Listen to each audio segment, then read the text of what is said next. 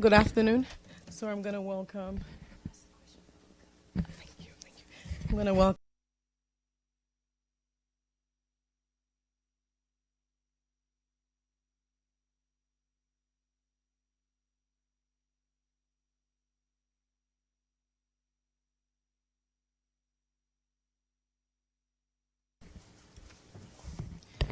Good afternoon, all, and a very warm welcome to everyone. My name is Sonia Karim, and I am the Deputy Political Coordinator for the Permanent Mission of Sierra Leone to the UN. Most of you know our spokesperson, Nikki Spencer-Coker, who is absent today unavoidably. So I get the pleasure of stepping in for her. But please continue to reach out to Nikki, not me. She will be back by the end of the week, so please continue to reach out to Nikki. Before handing over to Ambassador Kanu and President of the United Nations Security Council for this month, I would like to remind all those who will ask questions to kindly introduce yourselves and identify your media organization. Without further ado, I now have the honor to cede the floor to Ambassador Kanu. Mr. President, the floor is yours. Thank you very much. Thank you, Deputy Political Coordinator, Ms. Sonia Karim. Good afternoon, members of the press. I join our Deputy Political Coordinator in welcoming you to this press briefing. As President of the United Nations Security Council for November 2025, I have the honor to present the Council's program of work for the month, which has been adopted this morning. I am joined at the table by our Political Coordinator, Mr. Alan George, and as DPC said, our spokesperson, who you know very well, Ms. Onike Spencer-Coker, is away for a statutory meeting, but she and the political coordination team will be available to you throughout the month for any relevant information. Now, before turning to the program, allow me to make a brief remark in my national capacity. Dear colleagues, members of the press, during our presidency, Sierra Leone will advance a forward-looking peace and security agenda, building on the reflective approach of our August 2024 presidency and our sustained agenda setting focused on Africa throughout our tenure. The second presidency in the current term, our fourth across our two tenures, concentrates on four interlinked challenges that most decisively shapes today's and tomorrow's security landscape: conflict-related food insecurity, climate-related security risk, the proliferation of small arms and light weapons, and the inclusion of young people in peace and security decision-making through the institutionalization of the Youth Peace and Security Agenda as endorsed in the Pact for the Future. Before turning to the program highlight, a brief word on working methods. Our presidency will uphold transparency, inclusivity, and efficiency, working to build consensus and in close consultations with all council members. As you note, we came exactly at 1 p.m. In line with our steadfast commitment to the Women, Peace and Security Agenda, we will ensure the inclusion of gender perspectives and representation in our meetings as appropriate. We will promote civil society participation, and where appropriate, and I think you will like this, we will propose press elements following close consultations. Throughout the month, we will adhere to the Council's established practices and the highest standard of diplomacy and cooperation. Sierra Leone's presidency is anchored by two signature events, two key briefings on the situation in the Sahel, as well as climate security risk reflecting our priorities. In addition, we have included the mandated open debate on working methods, all of these meetings setting the month's ambitious agenda. One of the signature events is a mandated meeting that we have elevated to an open debate in light of its significance. On 6th November, we will have a thematic briefing on climate and security and environmental impact of armed conflict-driven security risk. The discussion aims to elevate the security implications of conflict-linked environmental harm caused by armed conflict and the practical measures the Council and UN system can advance to mitigate such risk. Our Deputy Minister of Foreign Affairs and International Cooperation, Madam Frances Peggy Algali, is expected to preside. Briefers will include UNEP Executive Director, Under Secretary General Inga Anderson, and Professor Charles Jallo, the University of Miami, as well as member and special rapporteur of the International Law Commission. On 10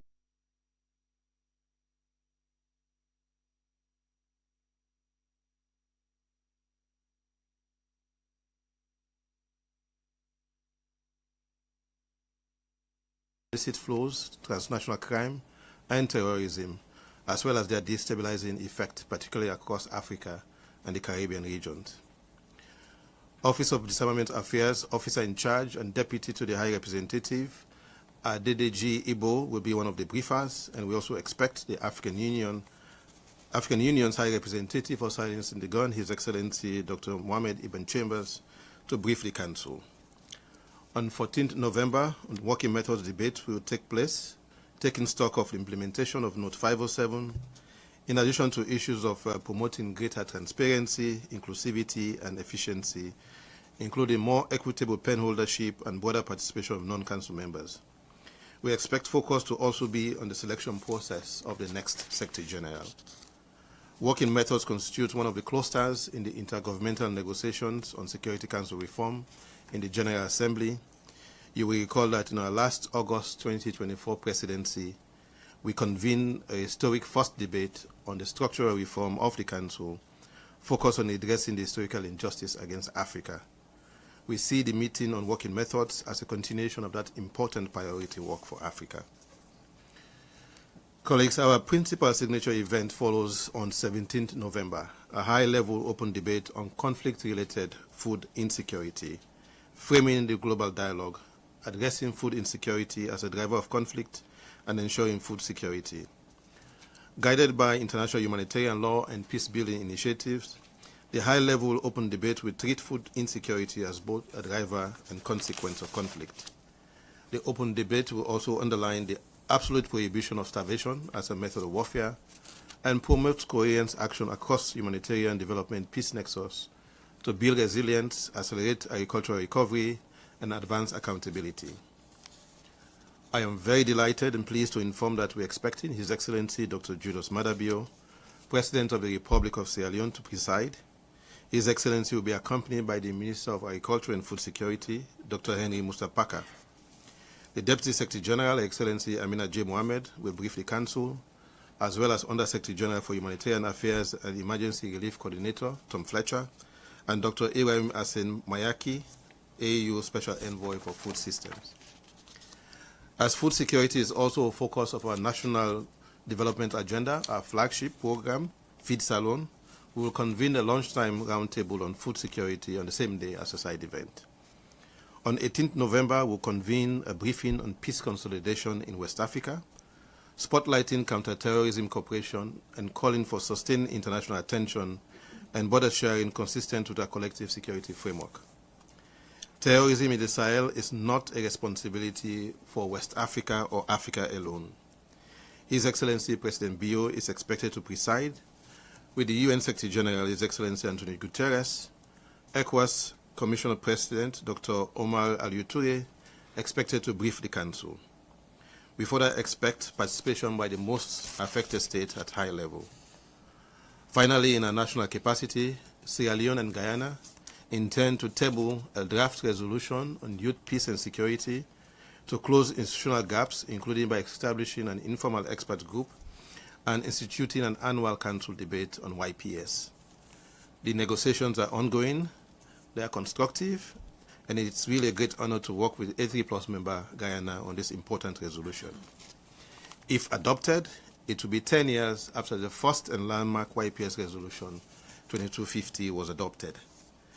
Now, as President of the Council, let me go through the country-specific situations. Moving through to the specific program highlight for the month, country-specific situations are all mandated. On 4th November in the afternoon, there is a UNESCO TCC meeting on Abia. DPPA ASG Matapobe is expected to brief in the meeting. On 5th November, it features a 2140 committee, that's Yemen, briefing, in which Ambassador Sanjin Kim of Republic of Korea will brief, followed by UNISFA, Sudan, South Sudan briefing and consultations. as well as H.E Probe and Special Envoy of the Secretary General for the Horn of Africa, Juan Song, are expected to brief. On 11th November, we'll take up UNMISS, that's the UN mission in South Sudan, with a briefing and consultations, and DPO USG Jean-Pierre Lacroix is expected to brief. On 13th November, an adoption on 2140, that's the Yemen Committee, Sanctions Committee. It will proceed the Middle East Yemen briefing and consultations. We continue on 19th November with briefing and consultations on Syria, political humanitarian. 20th November with Lebanon 1701 consultations. 24th November with Middle East briefing and consultations.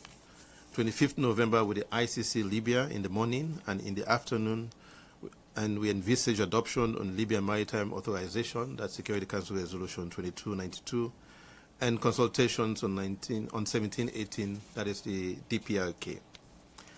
In terms of thematic issues, adoption and other issues, there will be a joint briefing of the counterterrorism committees, 1267, 1989, and 2253, as well as 1373 and 1540 in the afternoon of 19th November. We anticipate mandate renewals adoptions for MINUSCA, UNISFA on 13th November. The month also includes the International Court of Justice election on 12th November, in concurrent sessions of the General Assembly and the Council to fill the one current vacancy. Council members are expected to participate in the Finnish workshop on 6th and 7th November, hitting the ground running, a useful platform that brings together current members of the Council and incoming members to discuss informally on important aspects of the Council's work. We intend to hold our wrap-up activities on 26th November, ahead of the UN official holidays on the 27th November. To say that it will be a very busy month will be an understatement. Sierra Leone, however, looks forward to a productive month and appreciates the continued cooperation and engagement of all members in maintaining international peace and security.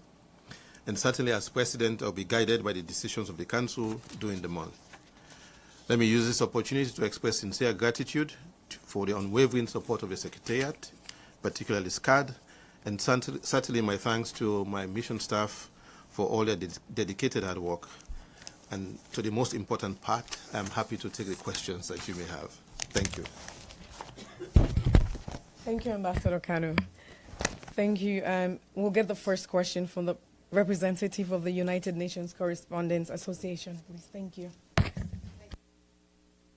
RTE News, and on behalf of the United Nations Correspondents Association, thank you very much for your briefing today.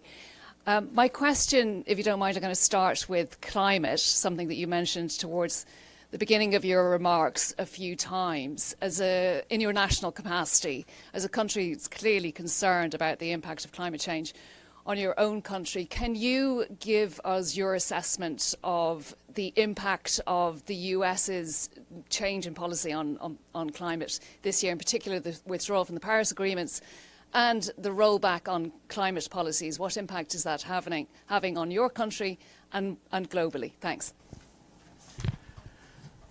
Thank you so much, and if I may, Yvonne, and my thanks to the United Nations Correspondents Association for the very best wishes. You've asked an important question which I can only answer in my national capacity. Now, Sierra Leone was very purposeful in including the climate security thematic briefing.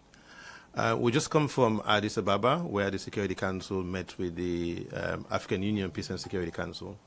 And one of the important priorities which the AUPSC cited, basically climate security. It is an important issue for the African continent. And as you've mentioned, not only in Sierra Leone, but we have 32 coastal countries, coastal states in Africa. And we've seen the worst of climate disasters in Southern Africa, in Mozambique previously, famine and other climate-related insecurity, whether it's in East Africa or you're looking at the Lake Chad Basin, the loss of water. So it's an important issue to Africa. Now, in terms of our briefing, we focused the discussion, and let me just deal with that and then I'll answer specifically the impact of U.S. policy. Because, of course, we have the mandate argument that the Security Council should focus on peace and security issues. So our briefing on climate security will focus on the impact of armed conflict on the environment. That is a core Security Council issue, and that issue is not discussed anywhere else. In the COP in Brazil, in Belém, the focus will be on the political and developmental aspect. The International Court of Justice, the International Tribunal of Law of Sea have weighed in on the legal implications of climate change. So we think where we have a council that deals with peace and security, then the impact of armed conflict should be dealt with in the council because they are related. But of course, there are other issues of peace and security that also would inform council's discussions. Broader scale withdrawal by the U.S. In terms of climate commitment. We think what underlines everything, at least from a developing country perspective, is the common but differentiated responsibility.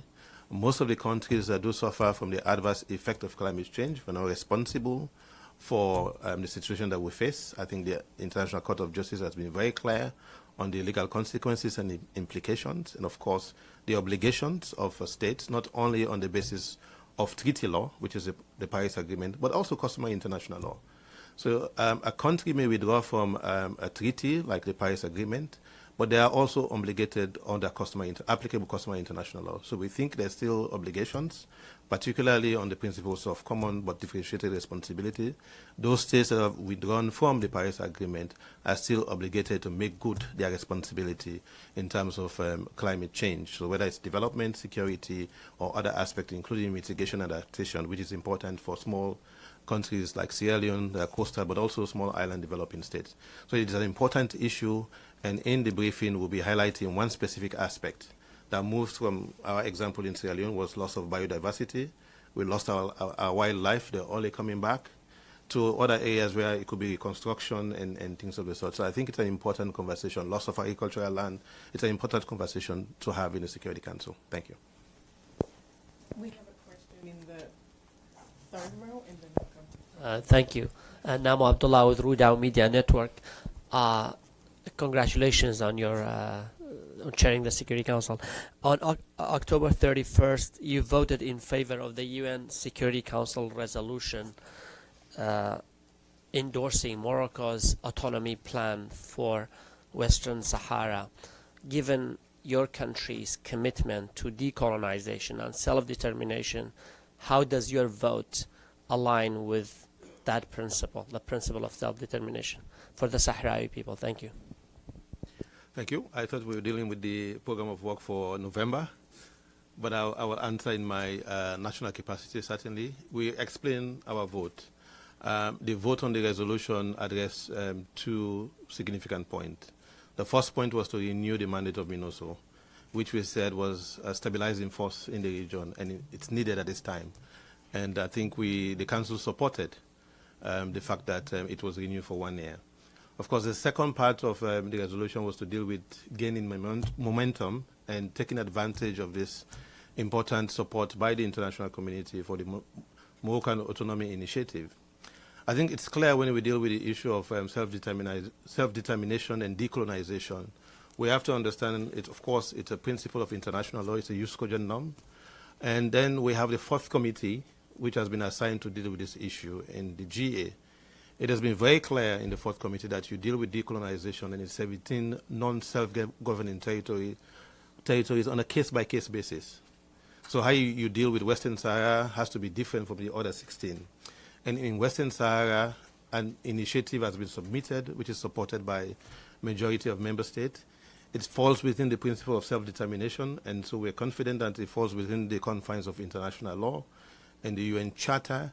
And in the resolution, it says it's a basis for negotiations, so we support the political process. We hope that the parties could take advantage of this and engage meaningfully so that after 50 years of the continuation of this impasse, there could be a resolution of the issue relating to Western Sahara. We have a question from the front. Thank you. Thank you, Ambassador, for the briefing. It's Pamela Falk from U.S. News and World Report.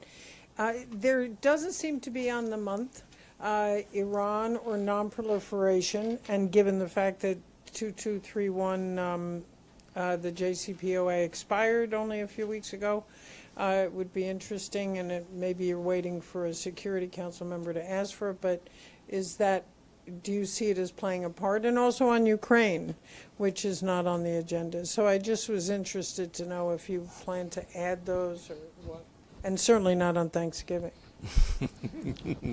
I will second that. That I can answer in the capacity as president because we only have country-specific situations that are mandated, so those are the ones we have in the program. And in terms of the two issues, at least one in the meeting today, the PR meeting, there were indications that there will be requests. So as president of the council, it is our responsibility to ensure that we're able to convene meetings as requested by. I don't think it's best for me to say so, but of course there were the expression of interest to convene call a meeting on Ukraine.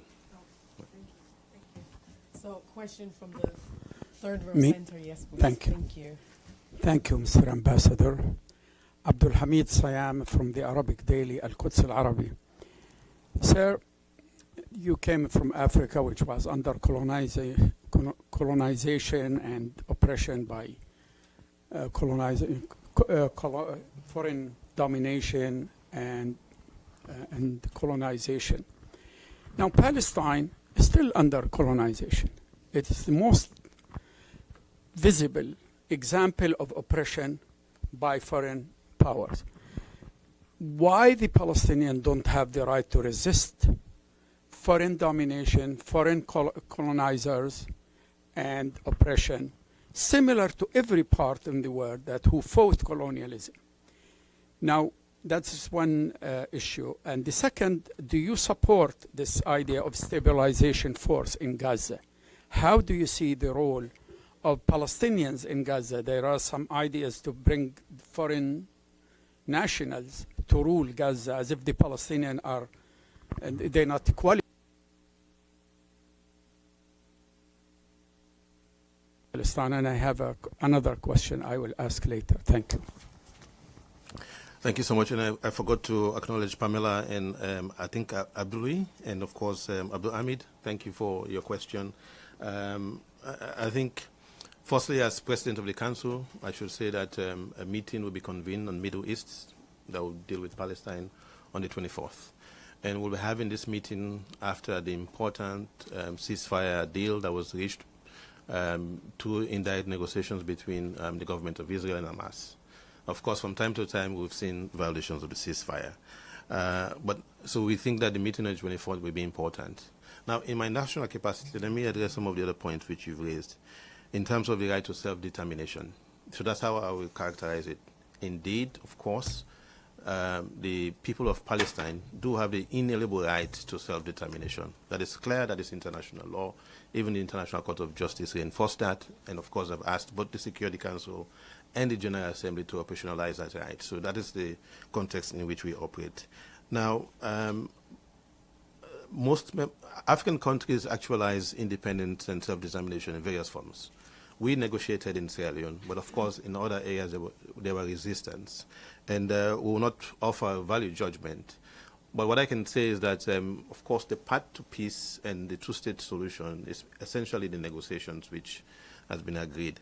The hope is that we'll continue to support the peace process, because on the issue of international law, on whatever it is that have occurred in Gaza, we know where we stand. Of course, ask for accountability, ask that we have negotiations that will lead to peace.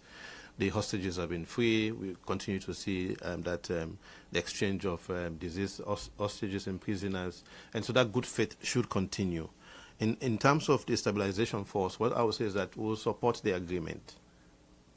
Because if the agreement contains the two parties coming together to say that you need a stabilization force, that is what we have to support.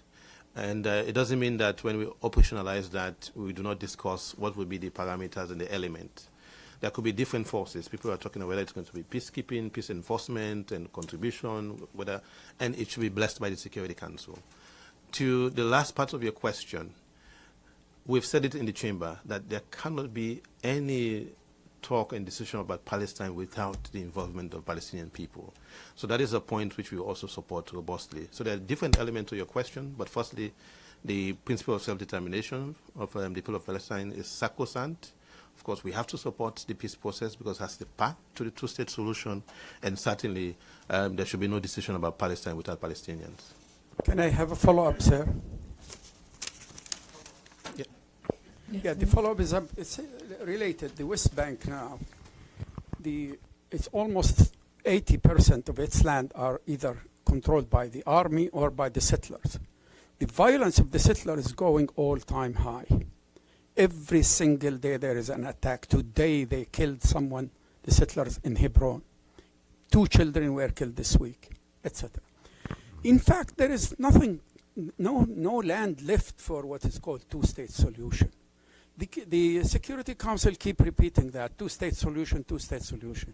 Where is this Palestinian state would be established if those settlers are expanding now and they taking over a new land and they accelerating their violence against the Palestinians? So why the Security Council doesn't have this special meeting to address the issue of the settler violence? Thank you. Thank you again. I think that's an important question which should come in the discussions on the briefing on the 24th, because usually the briefing covers both the West Bank and Gaza and elsewhere in the Middle East. Again, in the national capacity, if the path to peace and security is a two-state solution, then the two-state solution should not be made impossible. And I think that's the most critical point. And there has to be a need for continuing pressure, clarity in terms of, the status of the West Bank. And the pressure should be those who are in a position to ensure that there is due compliance, continue to pressure the government of Israel to ensure that the two-state solution is not made impossible. But in terms of the legality, it cannot be made impossible, but it's the physical changes and, of course, the continued expansion of settlement that may make the contiguity of both the West Bank and Gaza almost impossible. We'll take the front. Thank you, Ambassador. This is Gabriel Elizondo from Al Jazeera English. 2 questions on the program of work. Number 1, did I hear you correctly when you said that you were going to provide notes after closed consultations to the media? And if so, can you give us more details on that? And the second question is on November 14th. You mentioned in your remarks that you expected some discussion to come up on the selection of the next Secretary General. As you know, the first formal step of that is the President of the Security Council to send a joint letter with the President of the General Assembly to transmit that letter before the end of the year. That seems like a good date for that to happen. Do you expect that letter to be transmitted on that date, or can you give us a little more detail specifically about the Secretary General and that date of the 14th? Thank you. Thank you, Gabriel. To the first question, yes, we would promote and advance the idea of where there is a close consultation, particularly when there are no open briefings, that the Council can agree on press elements. And of course, if it's agreed, the President will go out and read it in the stakeout area. We haven't had those for a while, given the climate and dynamics in the Council, and we will try to promote that as part of our transparency initiative. On November 14th, when we have the working methods debate, certainly the more traditional issues relating to working methods will be discussed: transparency, inclusivity, pen holdership. But the selection of the next Secretary General is one big issue which we believe the Member State will focus on.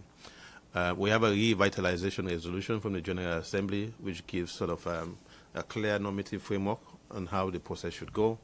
And it's the letter, as you said, that is going to be signed by the President of the General Assembly and the Security Council that should invite the nominations of candidates.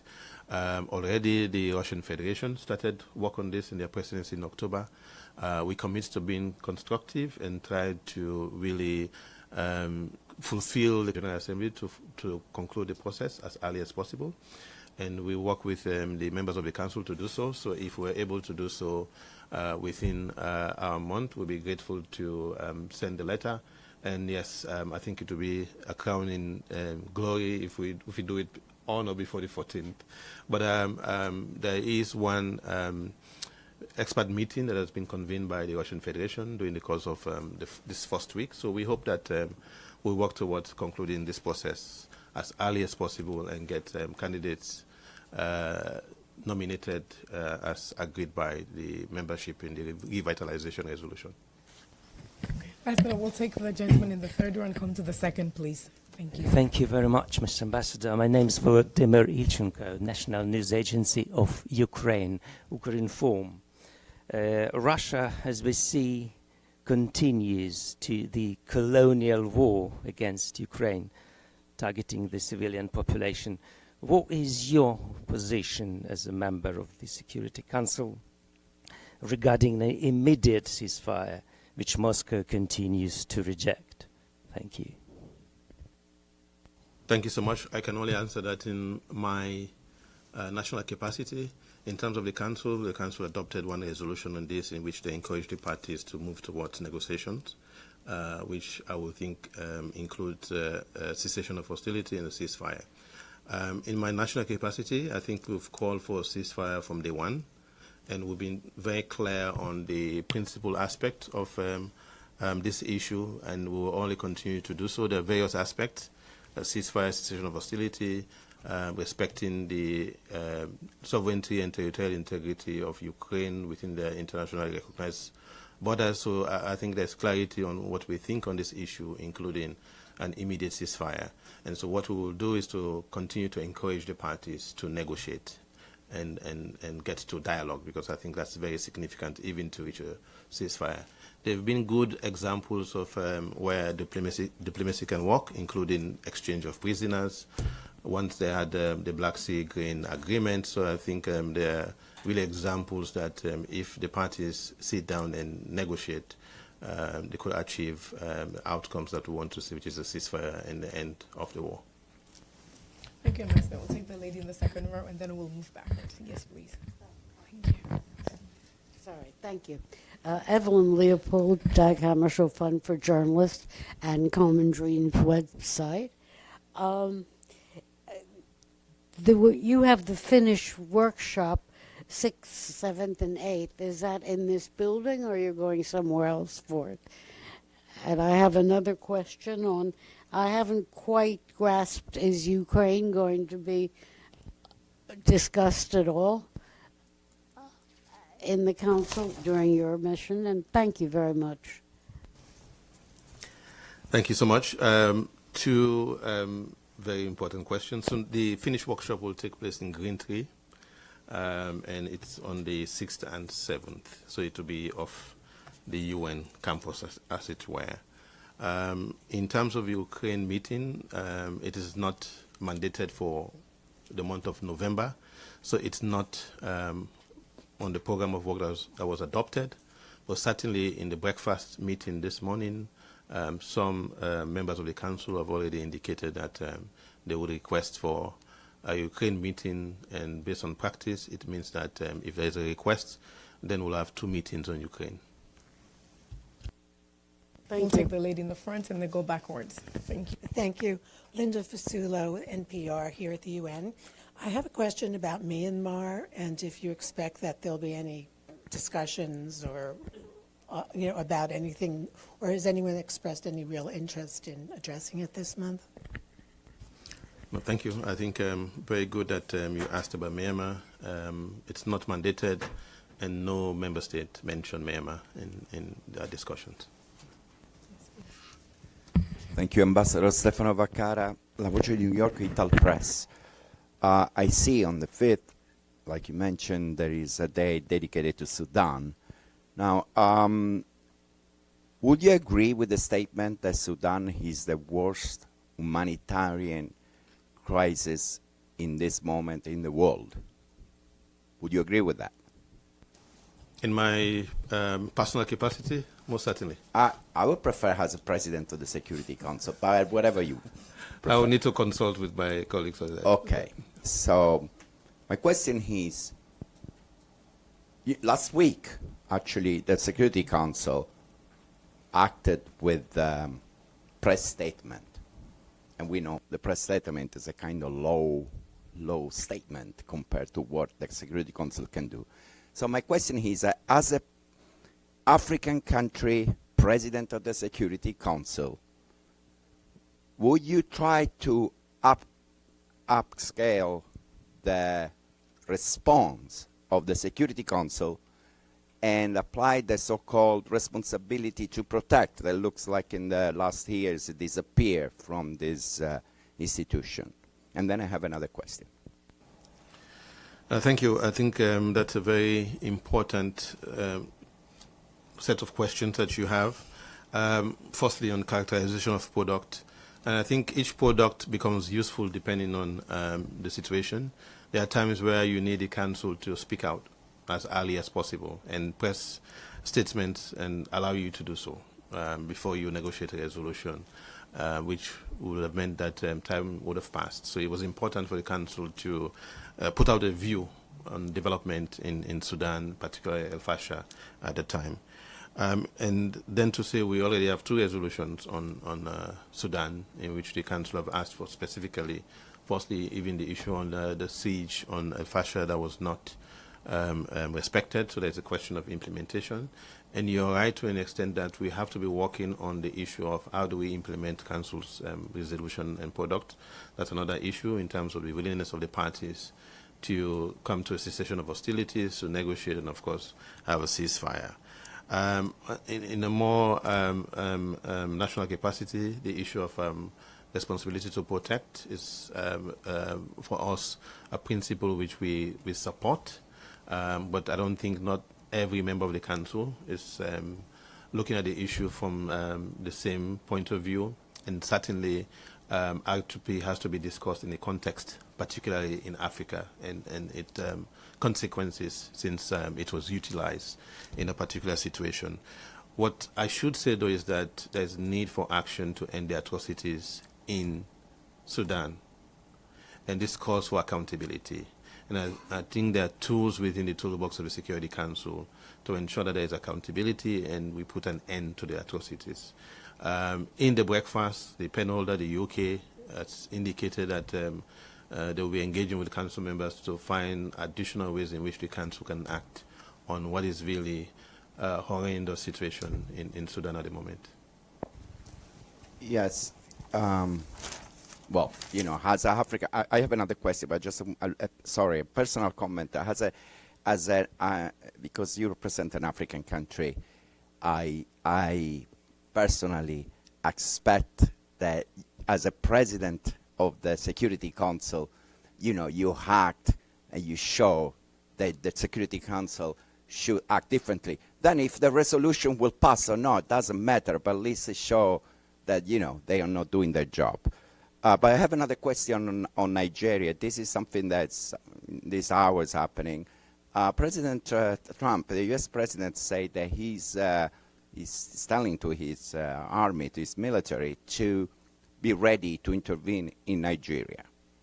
So did you have in the last hours, you or your government, any contact with either or both U.S. government or Nigerian government about this issue that could be that all of a sudden your presidency has to take care of? Thank you. Since the question was directed to me in the context of being an African member, so I think I can only answer it in a national capacity, and specifically on Sudan. What I said at the beginning is that our priority was to get to the issue of agenda setting that is focused on Africa, that we have to focus on African files from an African leadership perspective in resolving African issues.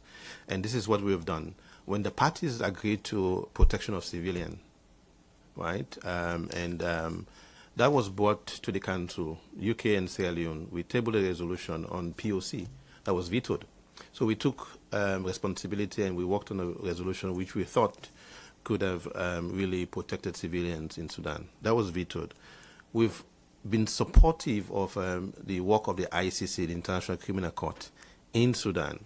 In fact, we've said when it comes to the issue of Darfur, the referral to the ICC is still effective and valid in terms of the geographical scope as well as the temporal scope. So we believe the ICC still has jurisdiction to deal with the atrocities in Darfur. But of course, we've seen that the atrocities really do go beyond Darfur. And thirdly, we believe that the important step of the ICC convicting Al Abdurrahman is to show that there will be accountability. It took long 20 years, but of course there is accountability. So the questions that we now have to grapple with as a council is, what do we do, firstly, with this jurisdiction of ICC that is limited in terms of geographical scope in Sudan? Could this be expanded? We have our views on accountability. We believe it should be expanded because definitely it is one of the tools in which we can end the atrocities. We've seen changes in Sudan since we entered in the council in terms of having a civilian government and, of course, the changes that have taken place. Those also should be followed in terms of the political engagement. However, on the issue of atrocities, there has to be accountability. And the International Criminal Court is one effective tool. When you had the briefing from the UN fact-finding mission, they proposed that, as well as a Sudanese initiative on reparations committee that should be established. I think those should be pursued simultaneously.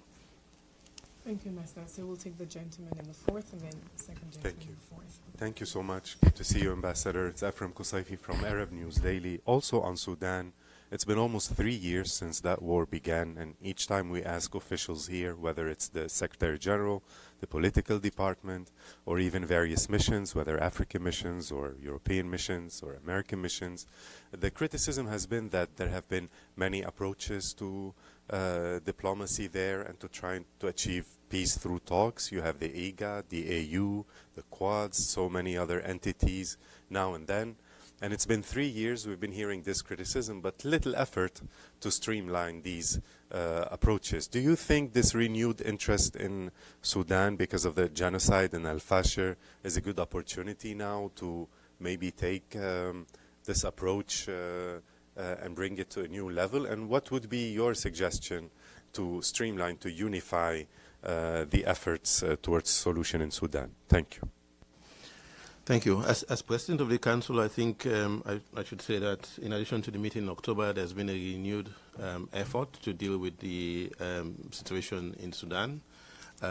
Before now, there have been various suggestions of how to deal with the issue, including possible visit. And the Council have received briefings repeatedly from Personal Envoy of the Secretary General, Lamtana Lamamra. So we have those efforts ongoing, and of course, they've not led to what we were all expecting: a cessation of the hostilities, a ceasefire, and then you work on a political process. Now, I think I could also say this in that capacity as President, because one of the things which Personal Envoy Lamamra had worked on was to have a consolidation of the mediation processes. Of course, there's the principle of subsidiarity in Africa, where there is a conflict situation. The regional economic communities, the region, the African Union, the ones who are closest will be best placed to help to solve the problem. And where we have a multiplicity of mediators, one effort which was undertaken was to have a consolidation, and they had this retreat in Djibouti. In a national capacity, what I will say from our experience all these years long ago is that for you to really have peace, the parties really have to take ownership, be ready to dialogue. And that's our experience. And the hope is that the leaders of both sides will be in a position where they have to come to a position where they want to resolve the conflict for the people of Sudan. Okay, thank you. One quick one also on this election process for the Secretary General.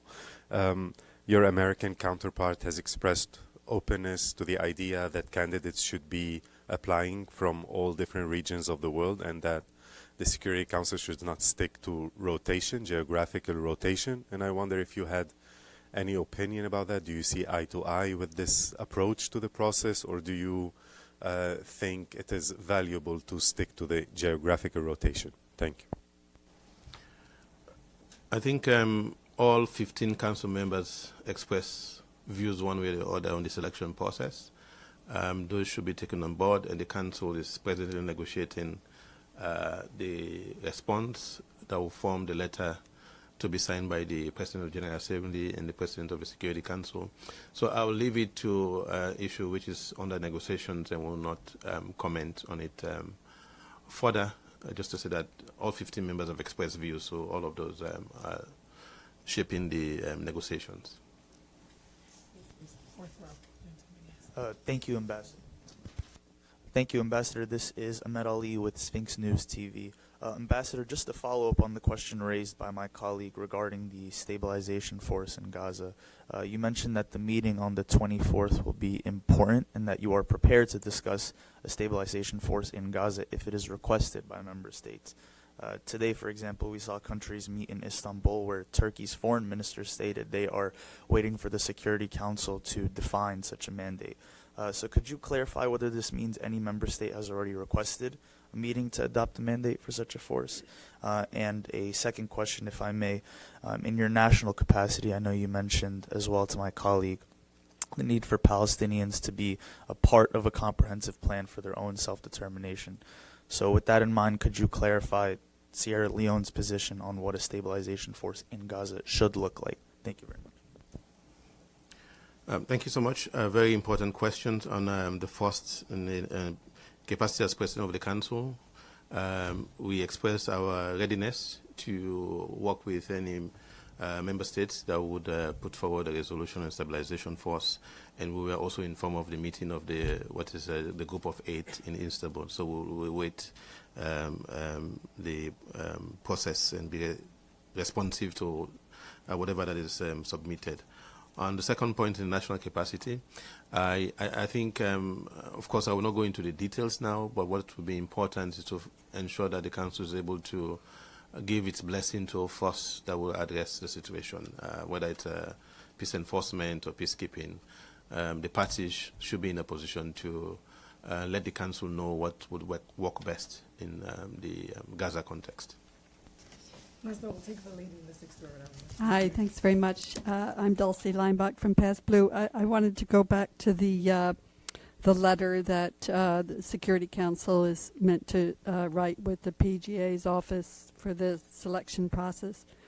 What are the issues that are holding up this letter? Because Russia had intended to get it out as soon as possible. Obviously, it didn't work. So are you still discussing the methods of voting for the candidates, straw polls versus resolutions? And is there an actual start date that has been agreed on when candidates can say, I'm running, and the process begins? And has the Security Council agreed on methods of getting to know the candidates, either formally or informally? Thanks.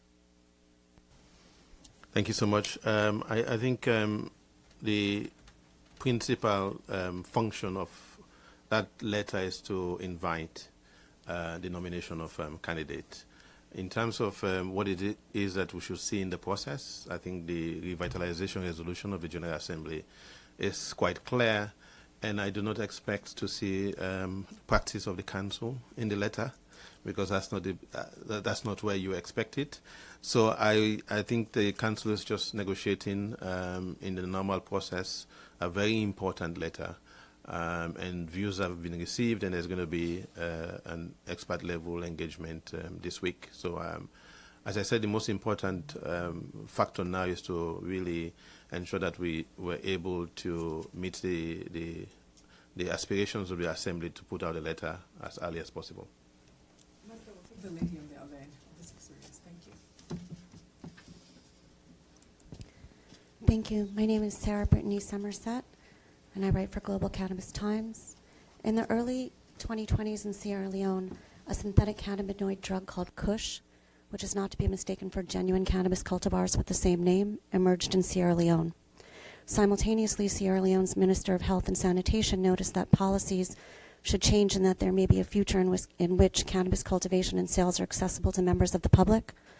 Has the government of Sierra Leone considered legalizing medical cannabis, and do you think in doing so would that cause a decline in Kush abuse? Thank you. Certainly not well, at least in the way you've asked it, not a question for the President of the Council and not a Security Council matter, but it's an important matter when you look at the future. And what I would say is that, including quite recently, the government of Sierra Leone and His Excellency has taken a very strong position on how to address drug abuse. And looking at your specific question on legalization, that should be a national-owned process. And I've not observed any movement towards that nationally, and I think That is something which should be respected. It has to be homegrown for such issues that are very important to the health, mental well-being of a state be left to the citizens of the state to determine. Thank you. Ambassador will take from the very end, please, at the end. Thank you. Thank you. It's Eric Peters with Kyoto News. It seems possible that the U.S. will ask for new designations on North Korean ships accused of exporting iron to China. What is your national position on this? Thank you. I just wanted to check that we would have consultations on the 17-18 committee on the 25th, and I think therein views will be expressed. It's on the program of work. On the specific issue of views on designation, we've not seen any presentation. I'll check my PC. So it's difficult to form a view when you've not seen a submission of any proposal at this point in time. Time for 2 more questions, so we'll take one from the judge. Thank you. Mr. Ambassador, I have asked this question to the presidents of the Security Council throughout the month. Would you be willing to invite members of the Security Council to go on a field trip and see Gaza for yourself, similar to different trips that the Security Council had taken throughout the years to conflict zone like Myanmar, like Addis Ababa? You just came back from Addis Ababa, DRC, etc. Thank you. I think it's a very important question. Whenever the Security Council is in a position to undertake field visits, it should. If all of the element and situation is right, including security implications. Whether that will be the case for the month of November, it's yet to be seen. And of course, you also have to prepare for visits. You must have heard that there are interest in other visits. So the idea that the council should visit is one that we are very supportive of, because it is important for council members to have knowledge of the situation on the ground. In a national capacity and in a different context, for example, Chair of 1533 Committee, we visited at the time when the Eastern Democratic Republic of Congo was in a difficult position, and we understood then what was transpiring, and I believe it will be the same situation for other contexts. If the council can be in a position to do so, I think it should always do so. Okay. Thank you, Ambassador. I believe that was our last question. Thank you again, Ambassador Kanu. I thank the United Nations Correspondents Association and all reporters who attended this press briefing, and also for your critical issues that you have raised. Again, thank you very much.